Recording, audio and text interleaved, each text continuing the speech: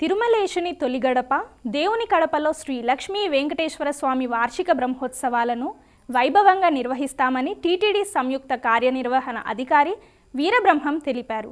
దేవుని కడప ఆలయంలో బ్రహ్మోత్సవాల నిర్వహణపై అధికారులు ఆలయ అర్చకులతో సమీక్షించారు. బ్రహ్మోత్సవాలు ఆదివారం ప్రారంభమవుతాయన్నారు. 23న గరుడ సేవ, 24వ తేదీ కళ్యాణోత్సవం, 25వ తేదీ బ్రహ్మోత్సవానికి తలమానికమైన రథసప్తమి వేడుకలు జరుగుతాయన్నారు. ఓం నమో వెంకటేశాయ. దేవుని కడప శ్రీ లక్ష్మీ వెంకటేశ్వర స్వామి వార్షిక బ్రహ్మోత్సవాలు రేపు అంకురార్పణతో ప్రారంభం కావడం జరుగుతుంది. 28వ తేదీ వరకు జరుగుతాయి. ఇందులో భాగంగా ఎల్లుండి నుంచి మనకు వాహన సేవలు కూడా ప్రారంభమవుతాయి.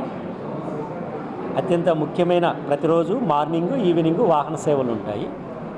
గరుడ సేవ వచ్చేసి 23వ తేదీన జరుగుతుంది.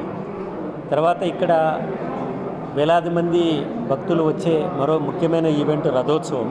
సో ఆ రథోత్సవం వచ్చేసి జనవరి 25వ తేదీన ఆదివారం వచ్చింది. దానికి సంబంధించి వార్షిక బ్రహ్మోత్సవాలు రథోత్సవానికి సంబంధించి ఆల్ టీటీడీ వాళ్ళు, తర్వాత ఇక్కడ పోలీస్ డిపార్ట్మెంట్, మున్సిపల్ అడ్మినిస్ట్రేషన్తో కోఆర్డినేషన్ మీటింగ్ తీసుకోవడం జరిగింది.